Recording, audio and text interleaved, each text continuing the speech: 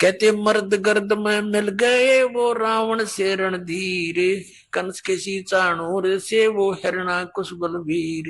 तेरी क्या बुनियाद है तू जीव जन्म दर लेत, गरीबदास एक नाम बिना तेरा खाली रह जा खेत। तो कहते मर्द गर्द में मिल गए वो धरती तोले थे, बिरन मट्टी को प्राप्त हुए गधे की योनि भोग रहे हैं।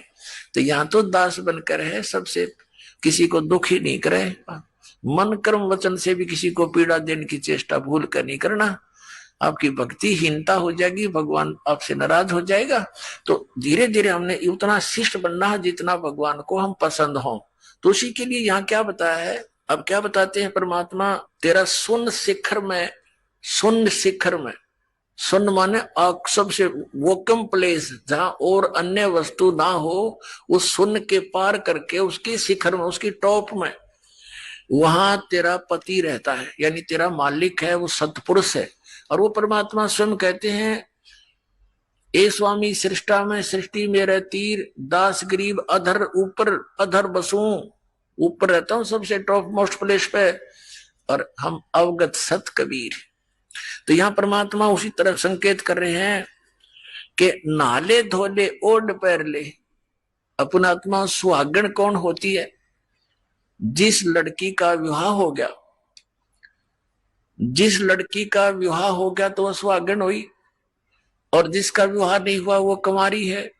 कुंवारी है तो अपने पति के घर वो जाएगी कैसे, वो तो कुंवारी है, अभी अपने पिता के घर पे ही है।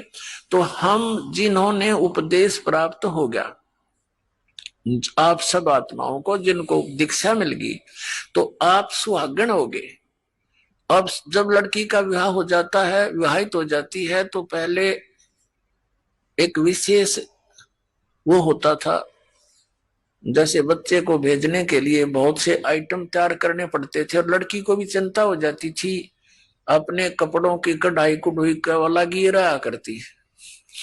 तो क्या बताते हैं कि इस राम नाम के धन रूपी इस दहेज ने इकट्ठा कर ले, यो दहेज तू लेकर जागी, और ये सब तेरे अंदर जैसे 16 श्रृंगार कर ले। कौन से 16 श्रृंगार, शील संतोष विवेक अक्षमा भाव भक्ति दान का भाव बनना, इस तरह 16 प्रकार के एक साधक के। वैसे तो लड़कियों को 16 श्रृंगार कहे गए हैं, लेकिन भगत के जो श्रृंगार हैं वो कर ले, जिससे तू अपने पति को प्यारी लगे। यानी मांस शराब तमाकू ना खाना, आन उपासना नहीं करनी, और ये शील संतोष विवेक दया भाव नम्रता, एक बहुत अच्छा मृदु भाषा, इस तरह के जो आपके श्रृंगार हैं भक्त के, यदि आप इन श्रृंगारों से युक्त हैं तो भगवान को अच्छे लगोगे। ये उदाहरण दे रहे। नहाले धोले ओढ़ पैर ले। नहाना धोना क्या है, सत्संग रूपी इस अमृत सरोवर में आत्मा के मैल तार ले।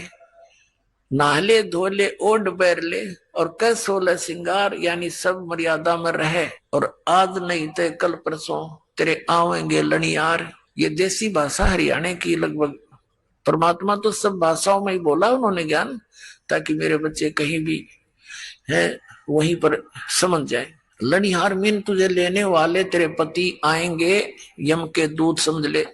यहाँ तो लनिहार यम के दूत है हमारे, और वहां सतलोक चलोगे तो परमात्मा आएंगे इस दास के रूप में। कहते हैं आज नहीं तो कल परसों, यानी एक दिन तो मृत्यु होनी ही है आपकी, यहाँ तो रहना ही नहीं किसी ने। तो चलने की तैयारी करनी पड़ेगी, जो सुहागण होगी, यानी जिन्होंने नाम ले लिया। गफलत नहीं करना, वो तो कभी भी आ सकते हैं लेने के लिए, अब तो हम प्राय हो गए हैं। तो इसके विषय में बताया है, तेरे साथ की कितनी जाली तू क्यों लारी वारे, गुड़िया खेलत जन्म गवाया तन लाया नहीं बेचारे। अपने पुण्यात्माओं, जो काम करना चाहिए था वो तो छेड़ा भी को ना, वो तो स्टार्ट भी नहीं किया। तो अब इस सत्संग से आपके अंदर प्रेरणा होगी, क्योंकि भगवान का आदेश है ये। आप उसके बच्चे हो या भरम रहे हो, भटक रहे हो, आपने जाना था सतलोक में, धक्के खाओ इस इनके, इन स्वर्ग तक मुश्किल से पहुंचा जाता है, फिर वापस यहीं आ रहे हैं। अब परमात्मा बताया करते थे हमें, क्यों भूली घरे अपना, ये ना देश तुम्हारे, फिर पीछे पछतावगी, कर ले सोच विचार। बिन सतगुरु पावे नहीं, घर अपने की राह।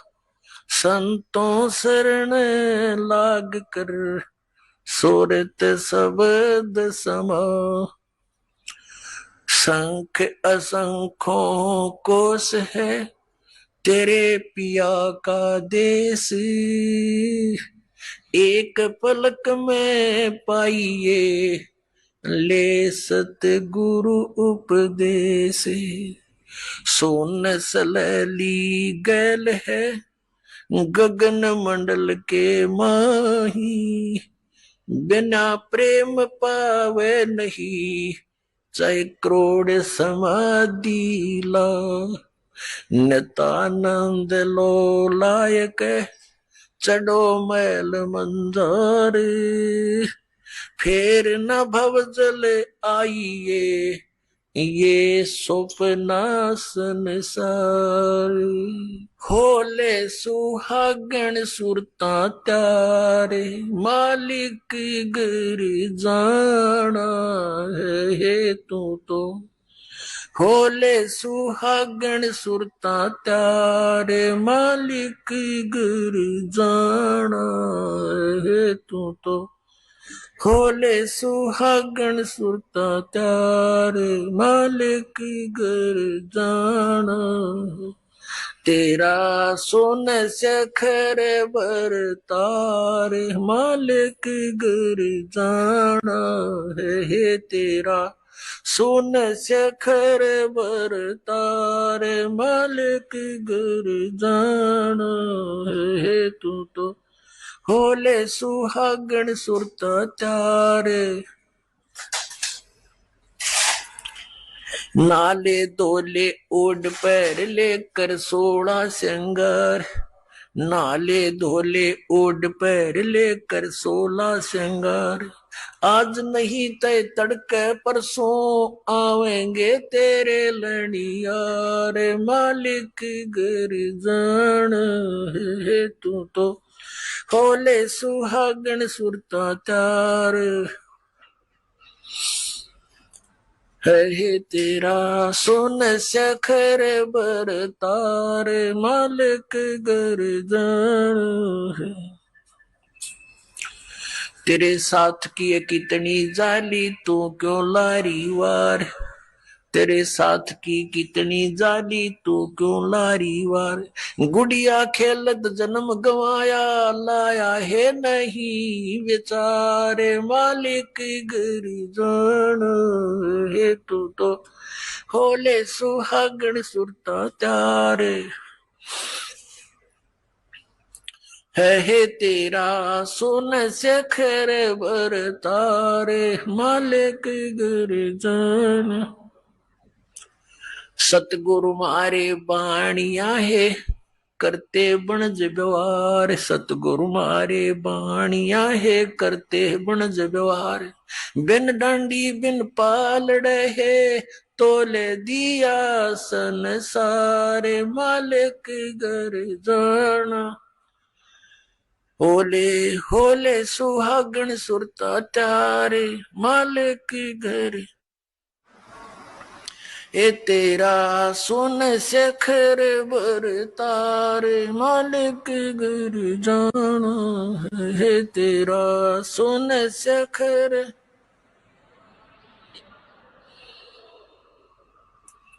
सोन सखर में सेज पिया की, आसे आसे कर ले प्यार।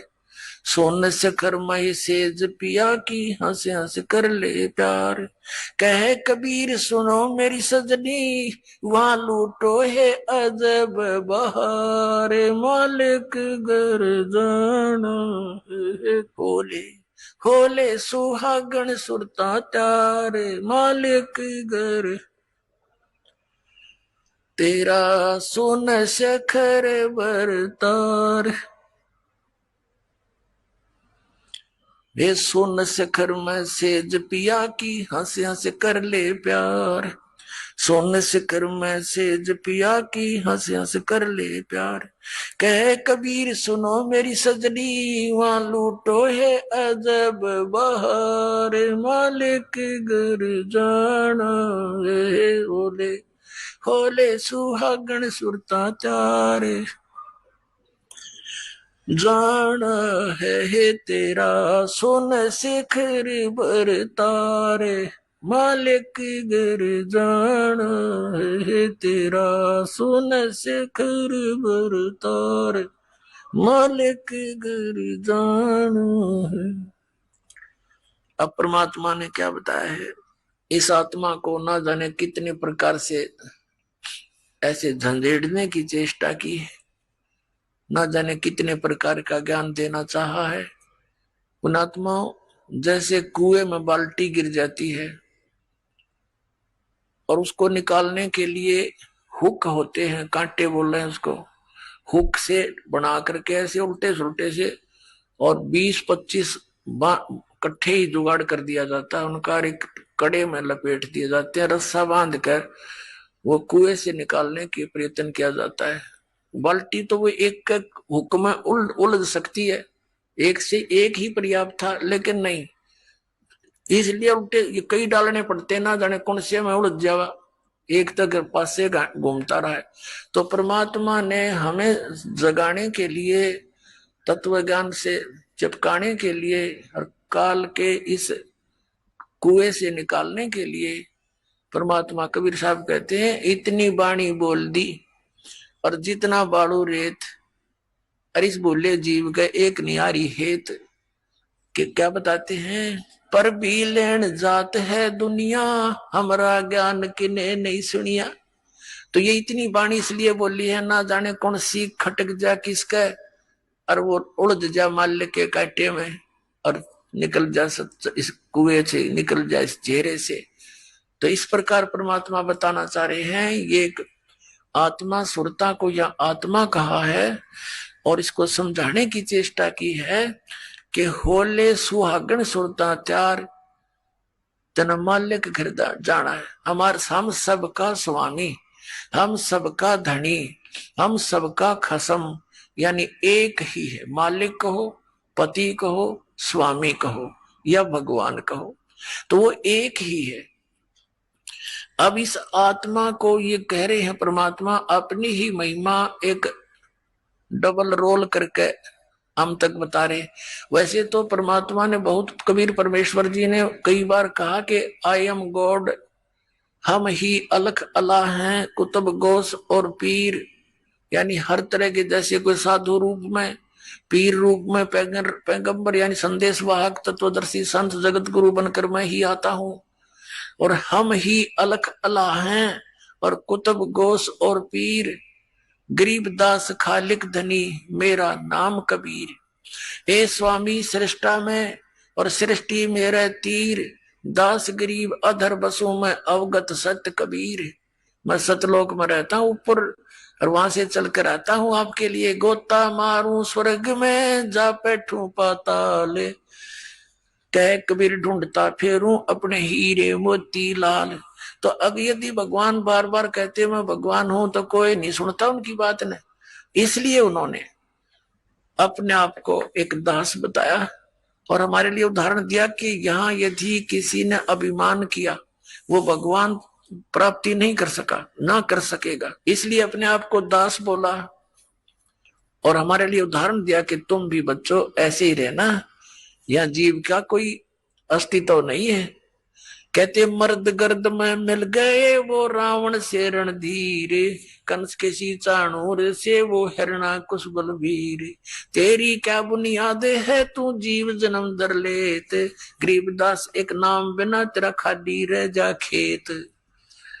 तो कहते मर्द गर्द में मिल गए वो धरती तोले थे, बिरन मट्टी को प्राप्त हुए गधे की योनि भोग रहे हैं, तो यहाँ तो दास बनकर है, सबसे किसी को दुखी नहीं करे, मन कर्म वचन से भी किसी को पीड़ा देने की चेष्टा भूल कर नहीं करना, आपकी भक्ति हीनता हो जाएगी, भगवान आपसे नाराज हो जाएगा। तो धीरे धीरे हमने उतना शिष्ट बनना है जितना भगवान को हम पसंद हो।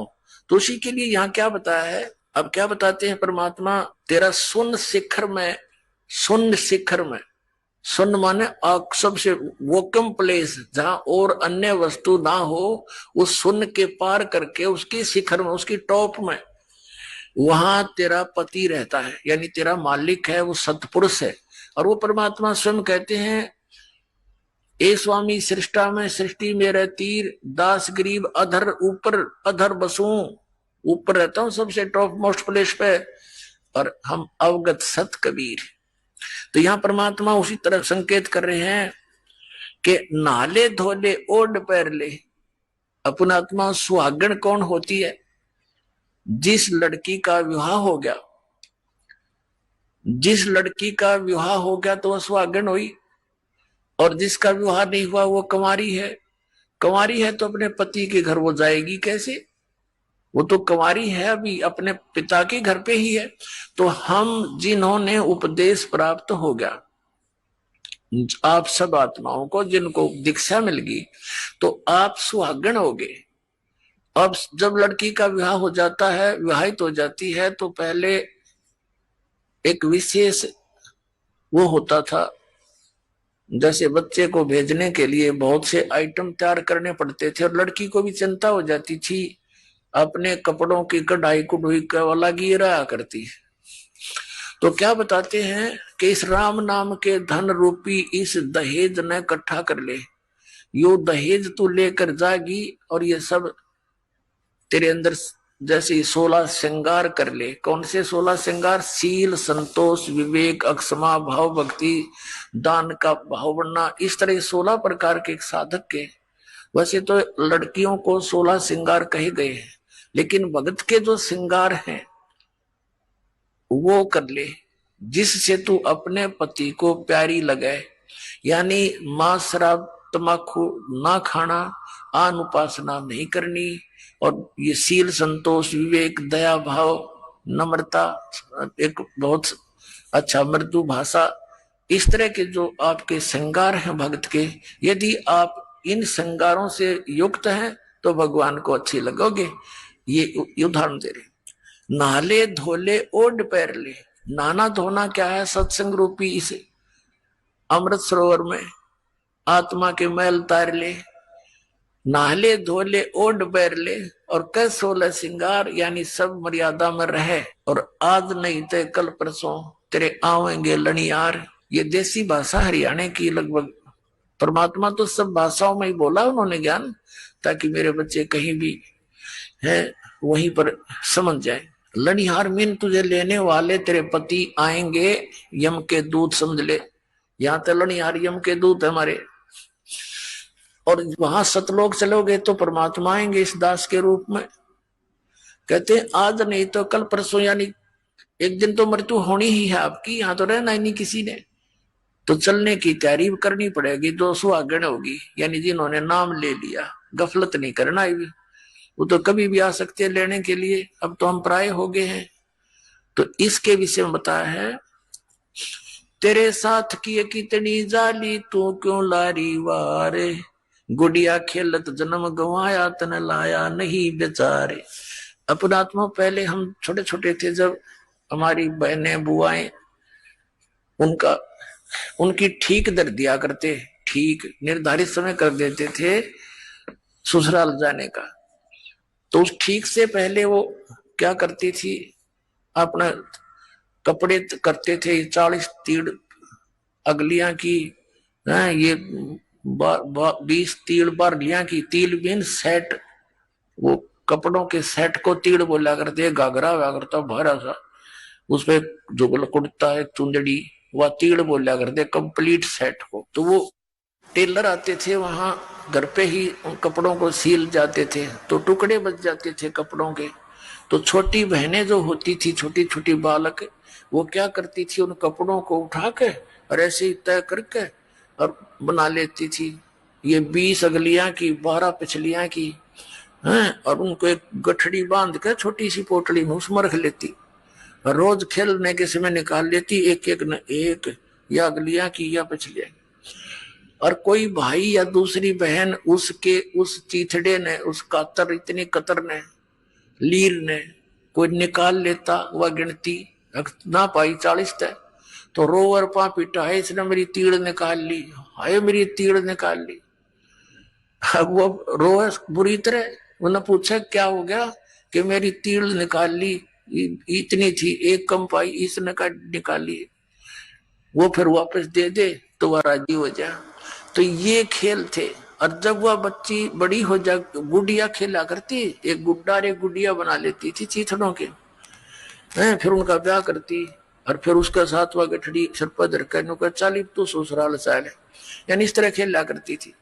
तो फिर जब वो लड़की बड़ी हो जाती है, सियानी हो जाती है, और फिर उसको ओरिजिनल तिल, यानी वो सेट ऑफ सूट, वो ओरिजिनल तीड़ मिलती और ओरिजिनल पति दुल्ला मिलता, तो फिर वो लड़की क्या उन गुड्डा गुडिया वाले खेल खेल सकती है? क्योंकि उसको ज्ञान हो गया ओरिजिनल वस्तु का, फिर वो उन जिथड़ों के साथ कभी नहीं खेल सकती। तो अभी तक हम जो भी इस संसारिक सुख को कलेक्शन करने में लाग रहे हैं, कार हो, कोठी हो, बड़ा है, पता नहीं पंखे हो, कूलर हो, फलाना हो, जैसा भी, और इसी खेल को खेलते खेलते हम मर जाते। और जब हम इस तत्व ज्ञान से परिचित होकर सियाने हो जाएंगे, फिर हमने उस गुड़िया वाला खेल दिखाई देगा। जब वो लड़की बड़ी होती है, फिर अन्य बच्चे जब खेलते हैं उनको बालक दिखाई देते हैं, बालक से ये कोई तिल थोड़ी, तिल तो अब मिली मुझे, पति तो अब मिला असली गुड्डा। तो पुण्यात्माओं, अब आप, इसलिए परमात्मा कह रहे हैं कि गुडिया खेलत तन जन्म गंवा दिया, लाया नहीं विचार। ये संसारिक सुविधाएं यही इकट्ठी करके मृत्यु हो जाती है और यही छोड़ जाते हो। कोठी बनाई और एक दिन भी ना रह पाया, मृत्यु होगी, चल 10-20 दिन या साल, 2 साल, 10 साल उसमें रह भी लिया तो क्या काम आई, मृत्यु होगी। मृत्यु होती है सतभक्ति ना करने से। वो कुत्ता बनकर उस गली में बैठता, उसको ठीक ही छाया में, और आते जाते मारे लठे हो गया, फिर वो काम सारा बिगड़ गया। अब क्या बताते हैं, सतगुरु मारे बानिया है, करते बनज व्यवहारे, बिन डांडी बिन पालड़े, यो तोल दिया संसारे। हमारे सतगुरु वो बिजनेसमैन है, बानिया मीन बिजनेसमैन, आत्मा का सौदा करते हैं, और बगैर किसी डंडी यानी बगैर किसी तराजू के पूरे विश्व को तोल दिया, सबके ज्ञान को दिखा दिया, इनका कितना ज्ञान है, बिन डंडी और बिन पालड़ा, ये तोल दिया संसार इस तत्व ज्ञान से, माप कदर दिया किसकी कितनी सचिथी है, किसकी कितनी वैल्यू और वजन है। सोन शिखर में सेज पिया की वो हंस हंस कर ले प्यारे, कह कबीर सुनो मेरी सजनी, लूटो वो अजब बहारे। कि जिस सुख को आप यहाँ खोज रहे हो, नमक की बोरी में मिष्ठान ढूंढ रहे हो, ये कभी नहीं हो सकता। ये भूल जाना, यहाँ के स्वर्ग में भी सुख नहीं है जिसको सुख कहते हैं। ये झूठा सुख है, अस्थाई सटे है सबका, और वहां सथाई सटे होगा। अपनात्मा हमारे पवित्र सदग्रंथ क्या ज्ञान देते हैं, और परमात्मा ने वही ज्ञान बताया था। मन तू चल रे सुख के सागर, जहां शब्द से दूर रत्नागर। मन तू चल रे सुख के सागर, जहां शब्द सिंदूर रत्नागर। अब सुख सागर परमात्मा कहते हैं, इस नमक की बोरी से निकलो, और फिर तुमने देखो, परमात्मा ने करने नो दीदार महल में प्यारा एक शब्द है परमेश्वर कबीर जी का, उसमें सारा कुछ बताया है सतलोक का, और लास्ट में ये बता दिया ये उस सतलोक की नकल कर रखी है, ये डुप्लीकेट बना रखे इस काल ने अपनी माया के द्वारा। ब्रह्मलोक के अंदर एक नकली सतलोक, नकली अलखलोक, अगमलोक और अकलोक, उसकी फोटोकॉपी कर रखी है, पर वो वस्तु वो नहीं है। तो ये बूरा की बोरी में और नमक की बोरी में कोई अंतर नहीं होता जब तक टेस्ट ना कर ले। टेस्ट करने से जानकारी होती, तो दोनों एक जैसी लगती है जब पास पास रख दे जाए। तो ऐसे ही इस काल का लोक तो नमक की बोरी है, और सतलोक वो सुख सागर, यानी पूरी उस बोरी में मीठा ही मीठा होता है। तो पुण्यात्माओं परमात्मा कहते हैं कि चल तू चल रे सुख के सागर। पुण्यात्माओं जैसे आज का प्रसंग चला था कि ये संसार यहाँ का जो सुख है, यहाँ सुख नहीं है और यहाँ स्थायी कोई भी जीव नहीं है। आज यहाँ मनुष्य जीवन में चाहे कोई राजा बना है, 1 मिनट में मृत्यु हुई, फिर चलो स्वर्ग में थोड़ा बहुत समय बचा हुआ होता, फिर गधा बनो, फिर नरक चलो चलते। यह स्थायी स्थान नहीं है। और यहाँ के भगवान भी यही कहते हैं, जैसे यहाँ का भगवान, यहाँ का ये काल प्रभु है, ब्रह्म है, सरपुरुष है। गीता जी अध्याय नंबर 4 के श्लोक नंबर 5 और 9 में, श्रीमद् भगवत गीता अध्याय नंबर 2 के श्लोक नंबर 12 में, गीता अध्याय नंबर 10 के श्लोक नंबर 2 में ये अपनी सतीथि बता रहा है। अर्जुन मेरे और तेरे बहुत जन्म हो चुके। श्री कृष्ण जी में प्रवेश करके ये ब्रह्म बोल रहा है, सरपुरुष बोलता है और कह रहा है कि अर्जुन तेरे और मेरे बहुत जन्म हो चुके हैं, तुझे पता नहीं, तुझे ज्ञान नहीं, मुझे जानकारी है। मेरे जन्म और कर्म अलौकिक है। फिर इसने अपनी साधना बताई है 8वें अध्याय के 13वें श्लोक में कि ओम इति एकाक्षरम ब्रह्म व्यवहारन मामनुसमरन ये प्रयाति तजन देहम सयाति परमाम गतिम। मुझ ब्रह्म का केवल एक ओम मंत्र है, एक अक्षर ओम है, नथिंग एल्स। ये हरे राम राम राम हरे हरे, श्री कृष्ण कृष्ण हरे हरे, राधे श्याम सीताराम राधे राधे श्याम राधे, ओम नमः शिवाय, ओम भगवते वासुदेव नमः। ये गायत्री मंत्र, ये मोक्ष मार्ग के मंत्र नहीं है, ये व्यर्थ है, यूजलेस है। गीता जी अध्याय नंबर 16 के श्लोक नंबर 23 और 24 में स्पष्ट किया कि जो शास्त्र विधि को त्याग कर मनमाना आचरण करते हैं, मनमानी पूजाएं जाप करते हैं, उनको न तो सुख होगा, ना कोई गति होगी, ना उनकी कोई उनको सिद्धि प्राप्त होगी, अर्थात यूजलेस। इसलिए 16वें अध्याय के फिर 24वें श्लोक में स्पष्ट किया गीता जी में, इससे तेरे लिए अर्जुन कर्तव्य और अकर्तव्य की अवस्था में कौन सी साधना करनी चाहिए और कौन सी त्याग देनी चाहिए, सदग्रंथों को आधार मानना, किसी के लोक वेद पर आधारित मत होना। तो श्रीमद् भगवत गीता हमारा आधार है भक्ति का, पवित्र वेद हमारा आधार है भक्ति का, साधना का। लेकिन पुराण हमारे सहयोगी हैं अध्यात्म ज्ञान को समझने के लिए। और जो पुराणों के अंदर वेदों और गीता वाला भक्ति विधि है, वो तो वेदों और गीता का ही है, वो तो हम उन्हीं से ग्रहण करेंगे। बाकी अन्य उसके अंदर उस ऋषि वक्ता, पुराण के वक्ता का अपने घर का ज्ञान है जो वेदों और गीता से नहीं मिलता, वो हमने स्वीकार नहीं करना। अब गीता ज्ञानदाता कहता मेरा एक ओम अक्षर है, नथिंग एल्स, और कोई जाप ही नहीं है। इसके अतिरिक्त कोई मंत्र जाप करता है वो अपने डले ढो रहा है, वो कंकर पत्थर इकट्ठे कर रहा है, लाल नहीं है। ये ब्रह्म सत्र का है।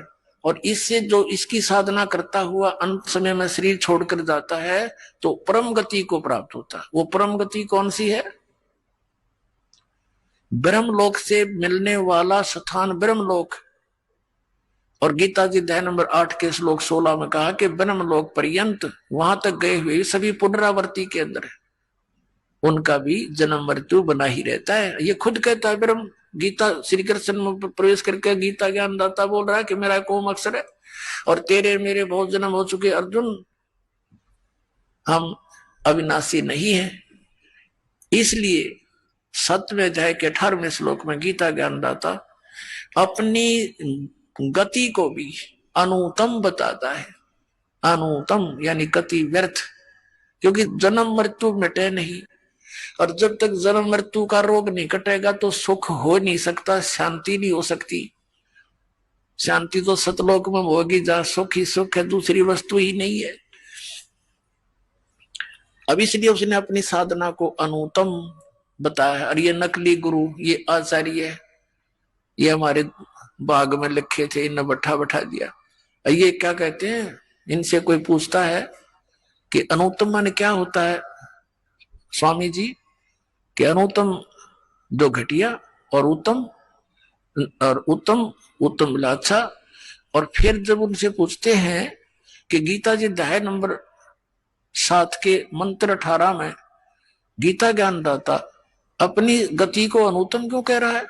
अरे तू समझा नहीं, अनुत्तम माने जिससे उत्तम और ना हो। अरे फुटे वाग धरे, अब ज्ञानी न था नहीं, इन्हें सट्टे मारेंगे फिर ये। अब जैसे एक उत्तीर्ण है, उत्तीर्ण माने सफल, अनुत्तीर्ण माने फेल।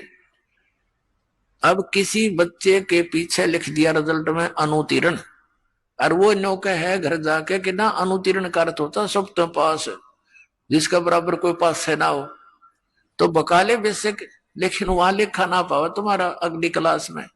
तो ये नकली गुरु न्यू बतावे। और कुछ नौके हैं कि भाई अनुत्तम माने जिससे श्रेष्ठ कोई ना हो। अरे भले पुरुषो, यदि गीता ज्ञान दाता, कोई कहते समाज के अंदर ऐसा होता, समाज के अंदर ऐसे होता, अरे सीधा ज्ञान इसमें समाज के आ गया। गीता ज्ञान दाता कहता है कि मैं, मेरा एक ओम नाम है और मेरी साधना करने वाला ब्रह्मलोक में जाता है। गीता जी में स्पष्ट 8 में जाके 16वें श्लोक में ब्रह्मलोक पर्यंत भी गए हुए वापस आते हैं, जन्म मृत्यु होती है। इसलिए 7वें अध्याय के 18वें श्लोक में गीता जी में कहा कि यह मेरी गति भी अनुत्तम है, ये घटिया है, व्यर्थ है। क्योंकि ये पुण्यात्मा जो नेक आत्मा ज्ञानी आत्मा है तो अच्छी परमात्मा प्राप्ति के लिए यत्नशील है, लेकिन ये मेरे वाली अनुत्तम घटिया गति में ही सचित है। इसलिए तो उसने कहा कि 15वें अध्याय के 1 से लेकर 4 तक और 16 श्लोकों में और 18वें अध्याय के 62वें श्लोक में और 18वें अध्याय के 66वें श्लोक में गीता ज्ञान दाता ने स्पष्ट कर दिया है कि संसार रूपी उल्टा लटका हुआ वृक्ष है। ऊपर को जड़ तो पूर्ण परमात्मा समझो, नीचे को तीनों गुण रजगुण ब्रह्मा सतगुण विष्णु रूपी शाखा है। जो संत इन सभी विभागों को बता देगा वो तत्वदर्शी संत है। और गीता जी अध्याय नंबर 4 के श्लोक नंबर 34 में कहा है कि जिस तत्व ज्ञान के बारे में सचिदानंद घन ब्रह्म की वाणी में 4थे अध्याय के 32वें श्लोक में कहा गया है कि वो सचिदानंद घन ब्रह्म की वाणी में ब्रह्मण मुखे, उसके परमात्मा के मुख कमल से उच्चारित वाणी कबीर वाणी में जो विस्तार के साथ धार्मिक अनुष्ठानों का ज्ञान दिया गया है, यज्ञों का, वो तत्व ज्ञान है। 4थे अध्याय के 34वें श्लोक में कहा कि उस तत्व ज्ञान को तू तत्वदर्शी संतों के पास जाकर समझ, वो तत्वदर्शी संत तुझे बताएंगे। अब तत्वदर्शी संत की पहचान बताई है 15वें अध्याय के प्रथम श्लोक में गीता जी के उल्टे लटके संसार रूपी वृक्ष के सभी विभाग जो बता देगा स वेदवित, वो तत्वदर्शी संत है, उससे पूछो।